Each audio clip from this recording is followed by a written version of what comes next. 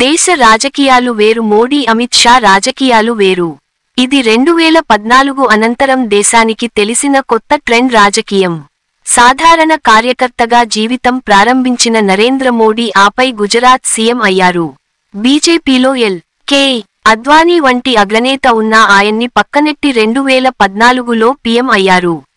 ఇద్దంతా మోడీకి ఆర్ఎస్ఎస్ ఆశీర్వాదం అని అంతా అన్నా తన మార్క్ రాజకీయమే మోడీని ఆ స్థాయిలోకి చేర్చిందని ఆయన గురించి తెలిసిన వారంతా అంటారు.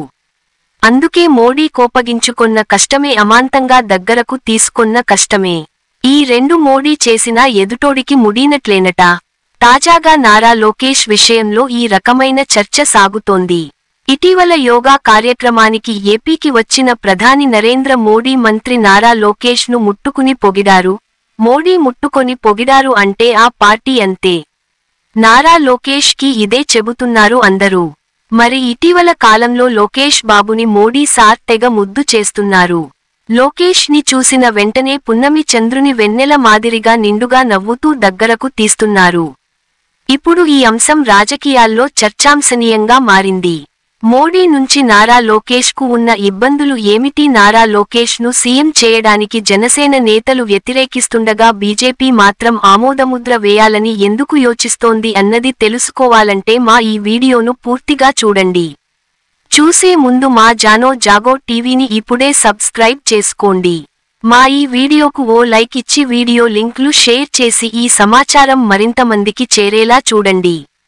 ప్రభుత్వ పథకాల వివరాలతో పాటు ఇలాంటి రాజకీయ, సామాజిక, ఆర్థిక రంగ ప్రత్యేక కథనాల కోసం మా జాగో టీవీని ప్రతిరోజూ ఫాలో కండి. ఇక వివరాలలోకి వెళ్లితే మోడీ నవ్వి ఎవర్ని దగ్గరకు తీసుకొంటారో వారికి ముడినట్లేనన్న టాక్ రాజకీయాలలో ఉంది. అవునా, ఇది నిజమా అంటే అవునని గత అనుభవాలను చాలా మంది ప్రస్తావిస్తున్నారట. అతి ప్రేమతో పెద్దాయన టచ్ చేస్తే చాలు ఇంకా అంతే అంటున్నారు. మరి ఇటీవల కాలంలో లోకేష్ బాబుని మోడీ సార్ తెగ ముద్దు చేస్తున్నారు.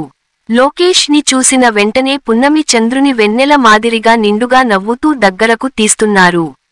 మోడీ అంతటి శక్తివంతమైన నాయకుడు తన స్పీచ్లో పదే పదే లోకేష్ అంటూ చెబుతున్నారు అంటే నిజంగా అది షాకింగ్ లాంటిదే. అయితే ఇది షేక్ చేసే షాకింగా లేక మేలు చేసే షాకింగా అన్నదే అంతటా చర్చగా సాగుతోంది. ఇక మ్యాటర్ లోకి వస్తే మోడీతో ఎవరైనా కలిశారు అంటే వారు అంత వీక్ అయినట్లు అని చరిత్ర చెబుతోంది. బీజేపీలో వరిష్ఠ నేతలుగా ఉన్న వాజ్పేయి, అద్వానీ మాదిరిగా కాదు మోడీ అమిత్ షాలతో అని అంటున్నారు. వాజ్పేయి, అద్వానీ పక్కా పార్టీ సిద్ధాంతాలతో బీజేపీని నడిపించారు. ప్రత్యర్థులు అయినా అదే మెచ్చుకుంటారు కూడా. అయితే మోడీ అమిత్ షాలతో అలా కాదు. వారు తలచుకున్నారు అంటే ఆయా రాష్ట్రాలలో బీజేపీ బలపడి తీరాల్సిందే. ఈ విషయంలో సామధాన భేద దండోపాయాలను వారు ఖచ్చితంగా అనుసరిస్తారు అని అంటున్నారు. ఇక చూస్తే కనుక మహారాష్ట్రలో శివసేన ఠాక్రే ఫ్యామిలీ కానీ, యూపీలో బీఎస్పీ మాయావతి కానీ, కర్ణాటకలో జేడీఎస్ దేవేగౌడ కానీ, తమిళనాడులో అన్నాడీఎంకే కానీ, బీహార్లో నితీష్ కుమార్ కానీ బీజేపీతో జట్టు కట్టాక వీక్ అయిపోయిన సంగతిని అంతా గుర్తు చేస్తున్నారు. పైగా బీజేపీ ఆయా రాష్ట్రాలలో తన రాజకీయ వాటాను భారీగా పెంచుకోవడమే కాదు కొన్ని చోట్ల అధికారాన్ని సైతం అందుకుంది అని చెబుతున్నారు.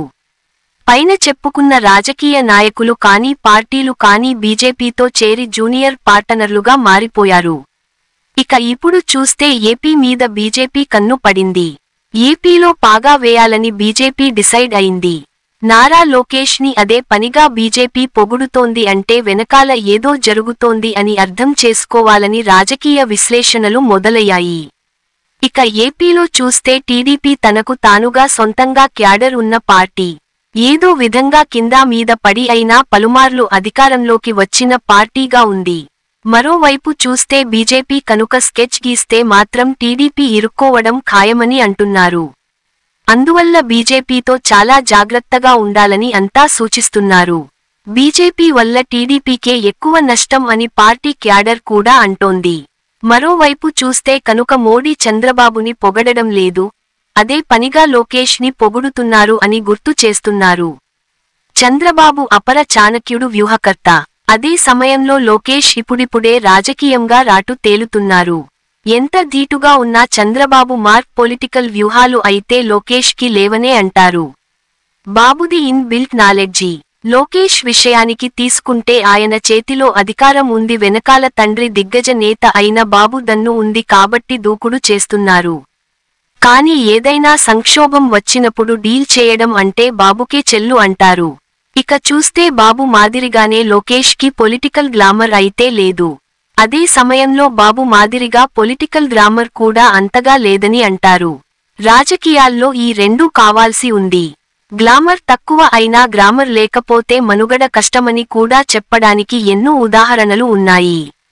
మరోవైపు చూస్తే కనుక చంద్రబాబుతో కంటే లోకేష్తో పాలిటిక్స్ చేయడం బీజేపీకి చాలా సులువు అని అంటున్నారు.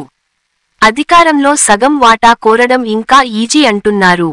అలా బీజేపీ పాగా వేయడానికి లోకేష్ ఒక సాధనంగా మారుతారా అన్నది మరో చర్చగా ఉంది.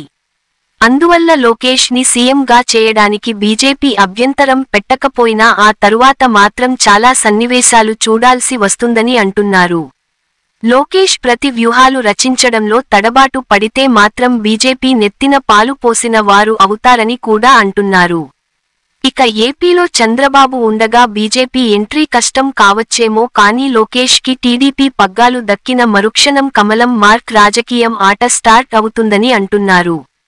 అదే కనుక జరిగితే మాత్రం ఏపీలో బీజేపీ దూకుడుని నిలువరించడం కష్టమని అంటున్నారు.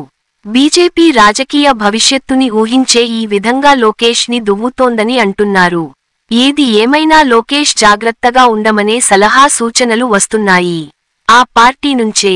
మరి మా ఈ సమాచారం మీకు నచ్చినట్లయితే మా వీడియోకు ఓ లైక్ చేసి వీడియో లింక్లను ఇతరులకు షేర్ చేయండి. మా జానో జాగో టీవీని ఇప్పుడే సబ్స్క్రైబ్ చేయండి.